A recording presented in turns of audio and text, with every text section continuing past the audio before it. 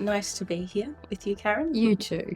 Before we begin, I'd like to acknowledge the Wurundjeri Woiwurrung people of the Eastern Kulin Nations as the custodians of the unceded lands on which this interview takes place. We pay our respects to their elders past and present, and to all First Peoples whose knowledge of country and connection to materials has endured for more than 65,000 years. I'm Sophie Adsett. I'm a student ancestral tutor at the Melbourne School of Design, and I'm sitting with Dr. Karen Burns, who taught me last year. Karen Burns has co-written the new foreword to the reprint of Matrix Making Space, originally published in 1984, and Karen is the co-editor of the Bloomsbury Global Encyclopedia of Women in Architecture, which is forthcoming publication in 2024. And it's approximately 770,000 words, which is huge. Such a massive piece of work. Congratulations on that. Tome. Yeah, it is. And I'm sure it'll be an amazing resource for all of us. So we're going to talk about the upcoming exhibition at the MSD called Matrix, How We Live Now. It's a celebration of the social justice politics and projects of the Matrix Feminist Architectural Cooperative of 1981 and 1996. The #MeToo campaign and fourth wave feminist protests remind us that gender and equity are urgent issues of our time, with inequality and harm still present in architecture and everyday spaces. The exhibition shines a light on the voices and projects of the many researchers involved in the work of the co-op, then and now, including founders Fran Bradshaw, Anne Thorne, Sue Francis, and Barbara McFarlane. Material for the exhibition will be drawn from the Open Archive, with posters, brochures, drawings, and videos activating the Dulux Gallery space.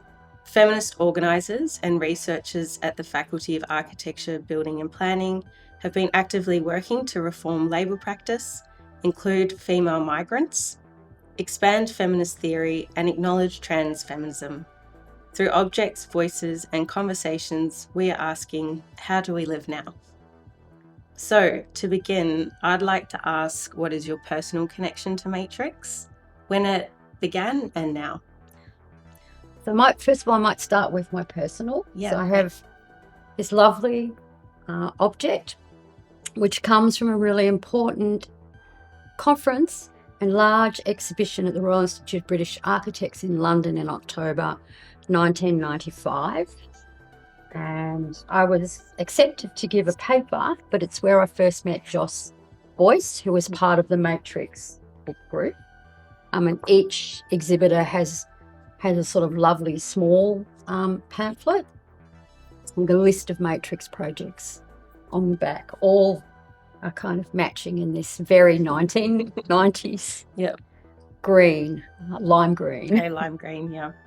So I met Joss there, but it wasn't till the following 2 decades that I became friends with her and a number of the other Matrix members. So probably in the 2010s, I was asked to go and give a keynote at the Bartlett School of Architecture at a conference that Jane Rendell was running in 2011.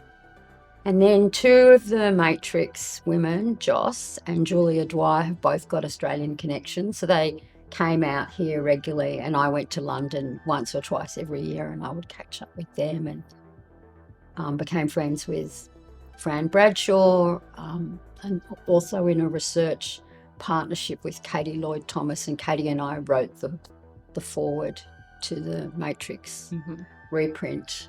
So it's been a mixture of professional and personal relationships, and it's just that extraordinary thing where when you enter into a conversation and a friendship with people who are kind of iconic, in the feminist canon, as much as one can talk about a canon in feminism, because so much of our work is about countering the canon, but they have a really important place, which in part is cemented by their book.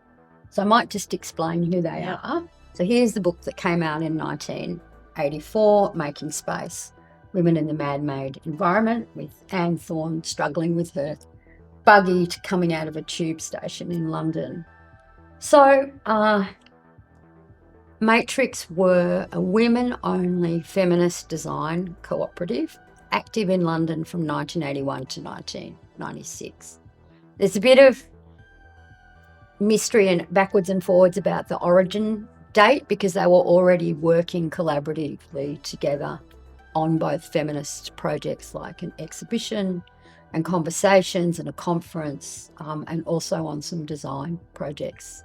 But they came out of a group of women who were involved in the new architecture movement in England, which was a socialist architecture movement of the 1970s. And it was dedicated to unionising architects, so focusing on architects as workers rather than managers, business managers of practices. And it was a socialist movement, so it was really dedicated to redistributing the resources of the built environment in a fair and equitable way. So, right from their origins before Matrix, they were interested in the issue of class and labour. Yep. And four founding members of Matrix all studied architecture together at Newcastle University in the north of England. So, in a way, it comes out of their friendship comes out of their student experiences, which is quite common in architecture. People go on to found practices with people they've studied with, just showing how important those early years are, the sort of profound experiences that you go through together. So that's the background. And they were involved in a feminist design cooperative, and there was a kind of split in that, and this is very second wave feminism, where there are all sorts of different positions taken, and sometimes really quite energetic disagreements about what kind of feminism should be pursued. So some of the women in the design cooperative were committed to equality feminism, which is associated much more strongly with North America, which is about, at that stage, because they were working with a gender binary, making men and women equal in the profession, so they had equal wages, equal opportunities. And the women who went on to found Matrix were much more interested in really pushing for a radical restructure of architecture, overthrowing its labour practices, destabilising and undoing the hierarchy between architecture and construction, dedicated to putting the user or the clients at the very centre of the conversation and the process of architecture, and really thinking of architecture as a community resource. And they also wanted an architectural office that didn't have a traditional office hierarchy where you have a director. If you want to become a director, you have to buy into the partnership. So they followed the model of the worker cooperative. So the Matrix cooperative obviously exists within a larger kind of cooperative movement. How did the Matrix co-op work that was different to architectural practice at the time? So foremost, it was a feminist practice. So women really understood that any of the women in the practice who were parents were struggling with the significant challenge of childcare. But also many women had the double burden of housework and paid work. So there was flexibility and special provisions given to staff members who were parents. And they also, a lot of their work was focused on women and children. All of their work was focused on women, but some of it was about women and children. And it's the 1980s, so we're looking at local councils starting to fund childcare centres. There's a big push for childcare through the 1970s.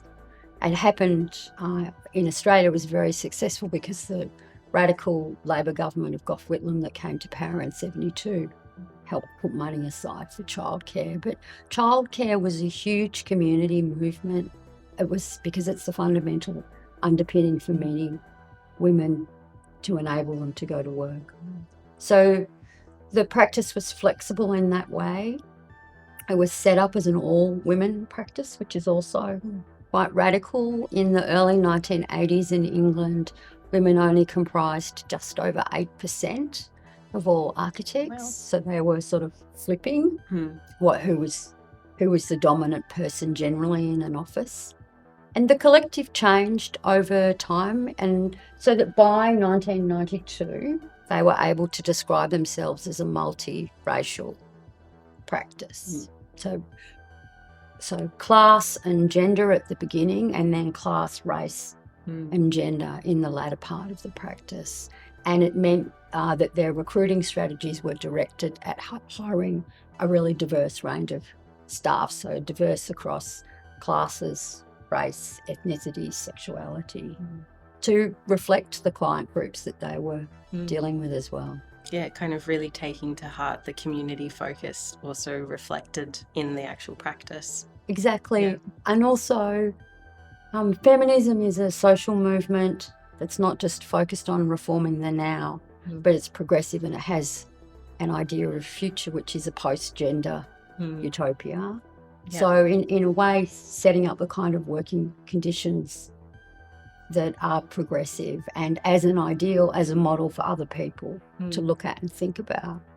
Yeah, and I mean, we see today flexible working conditions are desirable and if you get proper parental leave as well. So there are those kind of policies in the practice. And then what about the separation of labour, where I assume there wasn't a director. So what were the roles in the practice kind of making up for that? There's only two, student and worker. Yeah, that's radical. It's really radical. I think one of the biggest things, though, that they struggled with being a progressive radical practice was funding. Yeah. So they were dependent in the first 3 or 4 years on money from the Greater London Council, which was a really radical council. The Ken Livingstone, the leader of the council, said it was the post-1968 generation in politics, which is kind of accurate. And then they had a huge women's committee as part of the Greater London Council, which funded about 400 voluntary women's groups across London. They gave out 1,000 grants to those groups, community groups, over the course. Thatcher abolished. And then Matrix survived on other grants from local London boroughs, but was always a financial struggle. So, yeah, kind of reflecting that community kind of emphasis again was also in the funding of the practice. Yeah, but it put enormous pressure on individual members because there wasn't much money, wages were low, and all of those things. Yeah. When people are trying to make a life as well as work. And then balancing childcare, domestic labour. So I'm interested in maybe how the practice ended as well, because there's a legacy that has lasted, obviously, but what kind of wrapped it up? Do we know? Or was it financial? I think it was just too much of a struggle in the end. Yeah. It was constant difficulties in not only securing money, but also being able to secure enough funds to see projects move from being speculative drawings to realised buildings. There's a video interview with Anne de Graft Johnson on the Matrix Open Archive, and Anne joined Matrix in 84 and was there till the end in 96. And she says that in the later part that the funding that came through was no longer funding the diverse range of groups that Matrix had worked with. She said specifically, Black London groups were not getting the funding, and money was being directed more towards housing regeneration projects. Okay. So you can see that political shift. Yeah. So they weren't able to really work with the client groups that they were dedicated to. They might do a report, but the money wouldn't continue on to a built project. And also talks about the fact that they worked really long hours, which is an endemic problem in architecture. And that struggling against those conditions wears people out as well. Yeah, especially over a long period of time. Yeah. But they have lived on. They've got an iconic status in England. And the book, this one, and then the reprint has, I think, having a book published associated with the practice, because it's a slightly different group of people who work on the book, that gave them international recognition from 1984 onwards. So they have a longevity beyond their projects, because many of their built projects occurred in inner city London. So very small area. It's not like now we have global architectural practices building all over the world. But the book was very successful and gave them longevity. And now reaches into another generation of Hopefully. architects. Yes. Well, personally, it has. It's kind of interesting to see that they have their very the specific London projects, and then the book is this kind of other thing that has spread out globally. Was there an emphasis on text and writing and producing kind of publications in the practice to kind of match the projects that they were doing or complement those projects? Yes, and again, it's very London focused because they're focused on their immediate community. The architecture is a resource for those communities. But a lot of their projects, like the book, are about sharing knowledge and empowering people by redistributing architectural knowledge. So they produced these kind of pamphlets, Building for Childcare. This is a joint publication between Matrix and the Greater London Council Women's Committee. So I'll just read a little bit of who it's directed to. Building for Childcare is for anyone wanting to set up new childcare provision or to improvise existing facilities for the under fives. We have found there is no best childcare building. There aren't any easy answers. But at the same time, many existing buildings do not meet the needs of children, parents, or workers. So Building for Childcare covers finding premises, how to choose a building, designing for childcare, how the building process works. And they use 5 case studies to look at the experiences of childcare workers in a range of different buildings. So thinking about the childcare worker as the primary client in these projects. And it's a very warm text, very easy to understand, and I think that's part of the success of their publications. And the book, they were absolutely clear. And in fact, the publisher was also really clear, Pluto originally published it, that the book couldn't include any architectural jargon. Wow. Had to be instantly accessible. Wow. Because otherwise, I mean, one of their primary premises is communication between architecture and the users, sharing information, having multiple conversations, working in small groups to try and elicit what key needs need to be met by the building, and to have communication which is bogged down in professional terms or kind of archi-speak, goes right against the grain of how important it is that the conversation can flow naturally. Because coming out of the women's movement as well, talking in small groups was a really key method in second wave feminism. Women would share their experiences with other women and describe and analyse them as well. So I think they take that method into the collective. And so making kind of the way in which we build spaces and talk about spaces equally accessible to people outside of their community into that's the whole project of the book, and also the pamphlets they produce. We would say now demystifying architecture, and they saw it as a redistribution of architectural knowledge. You give people that knowledge and then you empower them to make their own decisions. As they say in the childcare book, this is for you, so you can make decisions about what kind of childcare space you choose and how you have it designed.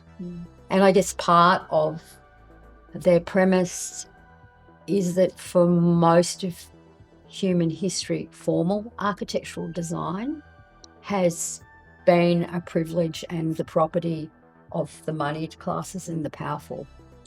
And this is an opportunity to offer design services to communities who don't have the financial resources to commission design.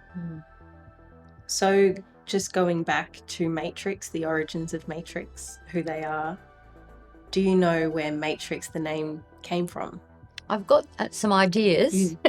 So one idea is an essay that Susanna Torre, the American architectural feminist, wrote in 1981, but it was about a projective design in the early 1970s. So I suspect this idea was just generally circulating in feminist circles. And she wrote, "A matrix space is a critique of the traditional division of space into enclosed rooms, which in their size and location within the house establish rigid hierarchy of importance in members of the household. The matrix space assumes a breakdown of the conventional distinction between private and public, individual and shared, proposing an interaction between opposites." So it's a kind of open form idea. That's really lovely. Yeah, I think it's lovely. No one talks about where the name might come from, so that's what I suspect. Yeah, it makes a lot of sense, and it resonates a lot today as well when we talk about public-private kind of binaries and divisions. So we're putting on this exhibition at the MSD, and I think a good question to ask is, why are we interested in Matrix now? Why are we talking about them again? Why was the book published again? Well, even in the 1980s, despite being quite London-based, the book gave them international prominence. They didn't travel like North American feminists did, a number of whom came to Australia, or Marguerite Kennedy, who was a really important German feminist theorist and architect. But the book circulates transnationally, and it comes out in 84, and it's already reviewed in 85 by Anne Gartner, who's a feminist planner in the Faculty of the Built Environment at RMIT. It was really taken up in Melbourne much more by feminist academics. And so in 1989, Mirjana Lozanovska, who by then had moved from Melbourne Uni to Deakin, gives a paper at a feminist architecture conference in Canberra, and she discusses Jagannarii, one of Matrix's buildings, and another Matrix project, and also talks about the book. And then in the mid-90s, Matrix are discussed by a Sydney-based feminist architectural historian and theorist, Bronwyn Hannah. So there was resonance here. You can see why it would resonate particularly with feminist academics, because it's a great text to set for students. It's so clear. It analyses historical space. It analyses public space. It also deals with the home, the historic house, homes built for heroes, and the contemporary house, looking at design guides, which are produced by government building authorities, which are really about codifying space, and work on a whole series of behavioural assumptions that are gendered. And then in a really rare moment of publication, they actually have a chapter on Matrix, the practice, and talk about their process of working, how they work with their client groups in the design process, which is quite extraordinary. As you and I have discussed, it's quite unusual to have an explicit discourse and description of methods of working. I suspect that that's part of the renewal of interest in them now, because they're dedicated to innovative ways of communicating with client groups. So they produced for the Dalston Children's Centre, they made models that could be taken apart so the client group could move rooms around. They produced drawings, which you probably won't be able to see, but drawings to show clients that the building that they're looking at, the room that they're looking at on the architectural drawing, is its equivalent to the space, that the architect and the client is sitting in. So saying to the client, well, this is how big your room is, and this is how much space it takes up on our plan. So always thinking of those ways to demystify the abstract knowledge that architects work with. Automatically, they internalise that knowledge. And then spending a lot of time talking to people. It's very interesting. Collaboration takes a lot of time. have to have many, many conversations, and they talk explicitly about thinking about talking. We realised we had to find ways of talking about the qualities of the space, how light or dark, soft or hard, high or wide the space should be. We needed to find a language accessible to everyone involved. We've continued thinking about this. It means starting from feelings about the spaces women knew and their everyday experiences in them, and using that information to gradually build up a picture of the new space. Wow. And despite this sort of very explicit architectural conversation, in Melbourne, as I said, the book was more influential on women feminist academics and also very much on planners because of its analysis of the city and issues to do with private and public space and government authorities. So we find it quoted in the famous transition issue on women and architecture, which Harriet Edquist and I co-edited a long time ago, in the midst of time, 1988. That's an abstraction of a Barbara Kruger billboard on the front. And I guess now, well, I'm probably interested in hearing from you why graduate students might be interested in Matrix now. Yeah, I think the book as a resource and as a key text has so much information and it's practical. And I think it's very generous for even a cooperative to be able to explain how they work in the office and then how that might translate to a project. That's really accessible. And I think it gives parameters and a framework for graduate students who are coming into the profession an option, that there are these other ways of working. It's very prescriptive in many ways. It tells you how it can happen. And that's quite exciting because you often get one way of working, or as we've discussed, there's the demystification or the mystification, of how practices work. So you enter the field and you kind of don't know what it should be. And with that, you then don't question what that is. And so a book like this can give students and grads an insight into how a healthy practice might work, a feminist practice might work, a practice that is very inclusive in its workplace and also in its projects. That's a great base, I think, for students to know of, so that when they go into practice, then they're not in the dark of what a practice can be, what architecture can be. It's so important, isn't it? Because there's actually been an enormous diversity of practices.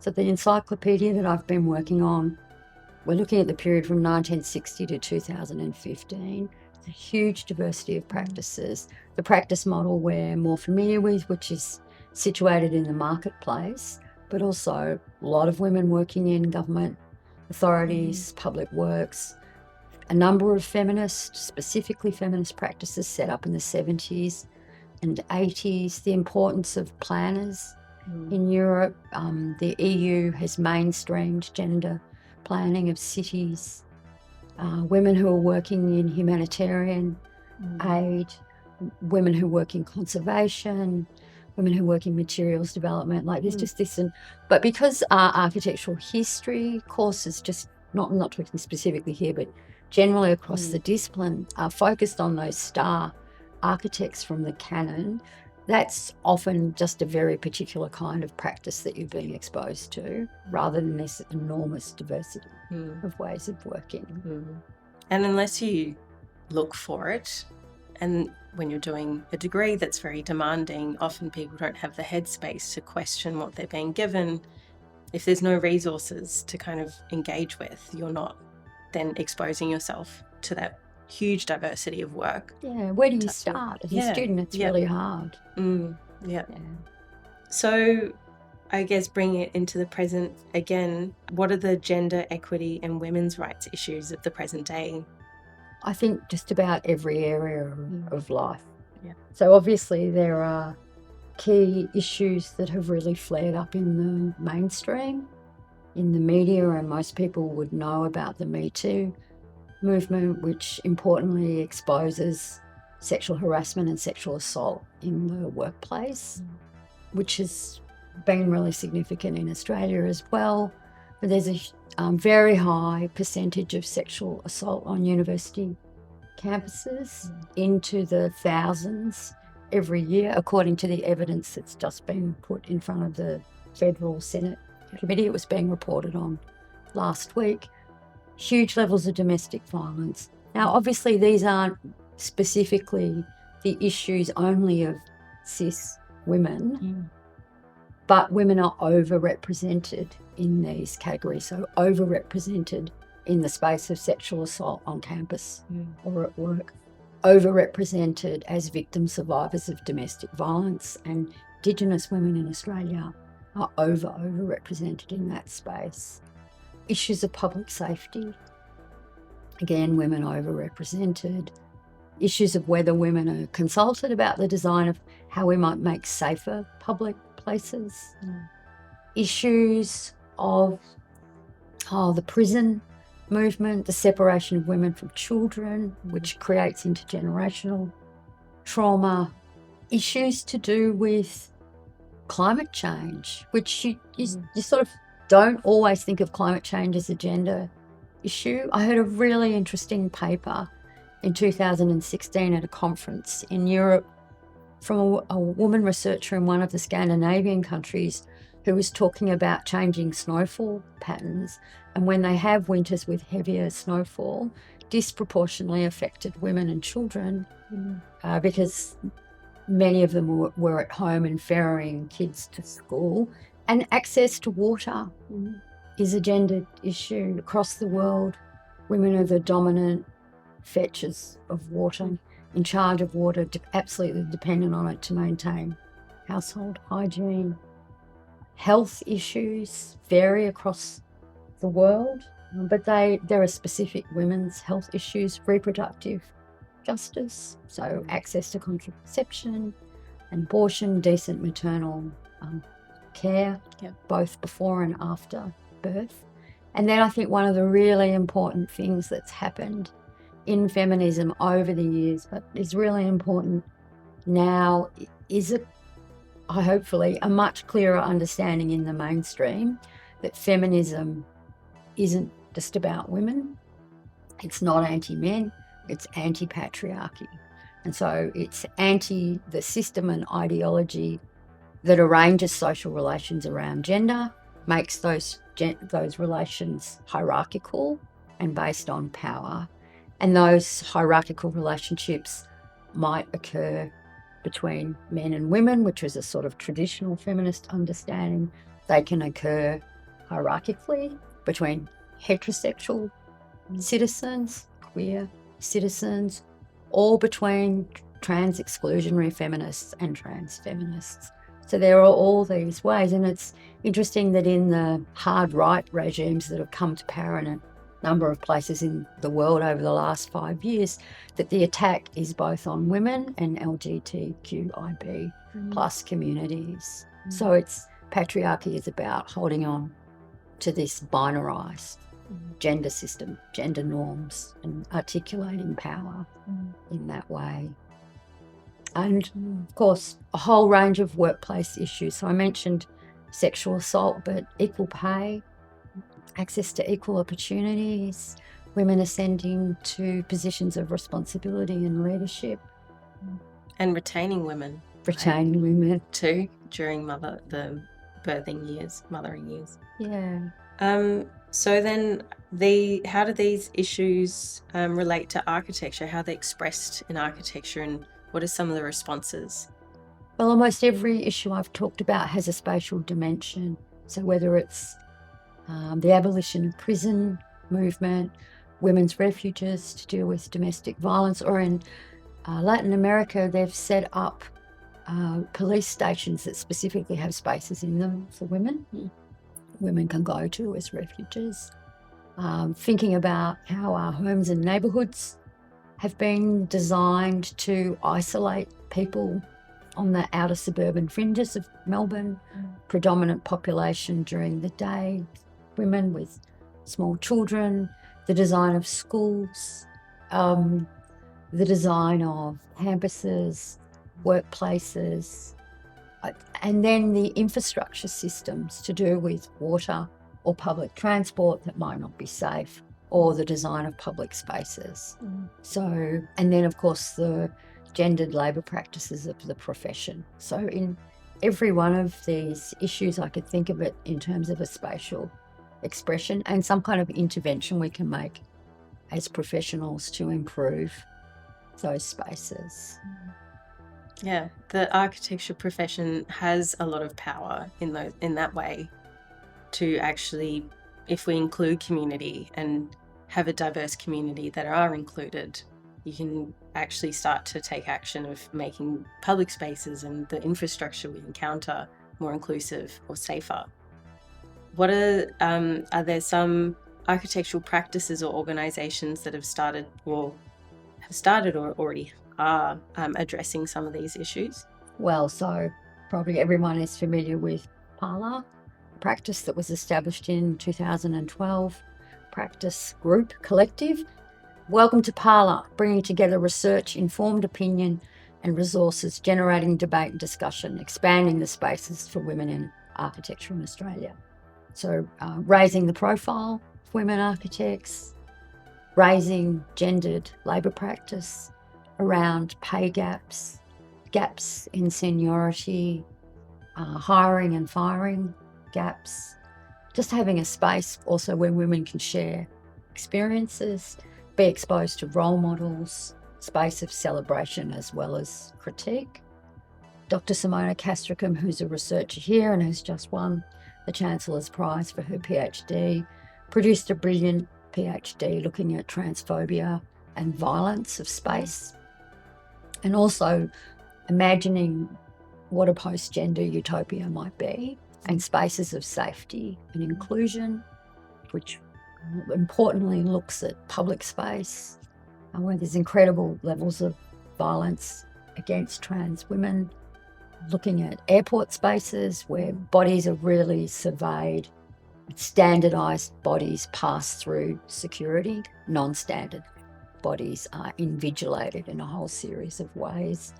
Nikki Calms at Monash in her gender lab has been particularly profiling issues of public safety, women's safety in public space. And then there's numerous women who are working on domestic violence issues. Professor Marcia Langton here at the university has been involved in a big research project. She's not in our faculty, but a really significant senior scholar in that space. And as well, I think one major issue that's really been getting traction is the issue of increasing homelessness amongst women over 50 in Australia, as well as rising levels of homelessness for young people all across the nation. It's a sort of absolute crisis. There's so much work to be done, and when I list all of the problems, it sounds like a depressing place to end. But the thing is, over the last 40 years since Matrix first started, we've formulated such a huge body of knowledge. We've got a lot of research around the issues, lots of smart people working in the profession, able to come up with innovative and creative ways to tackle these problems. We can see amongst young people incredibly sophisticated understandings about gender and sexuality. They really use very different language, which is great, language that's really inclusive. So there's been a wonderful generational shift. So I think there's much to be hopeful about as well. The young generation of people that are really politically engaged, passionate, interested in exploring ideas about architecture that don't conform to the marketplace-dominated vision of architecture, which has really ruled in many places for the last 40 years. So it's also a very hopeful moment, I think.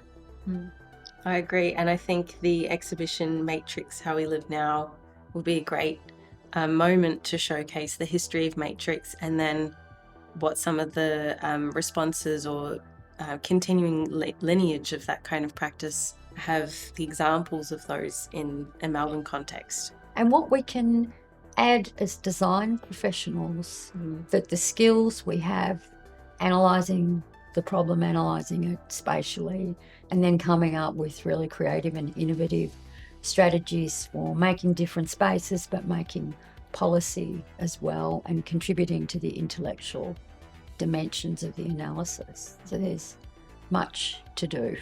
Thank you for such a wonderful conversation, Karen. I've learnt a lot from this myself, and I'm really privileged to be able to share the space with you today. Thank you. It's been wonderful to have such a great conversation and to be prompted by those great questions. And it's exciting to be working on this project together, and I invite everyone who watches this video to come along and see our exhibition, to see not only the work of Matrix, but the extraordinary research and design projects that members of our faculty have engaged in over the years and are presently working on now. Thanks. Thank you.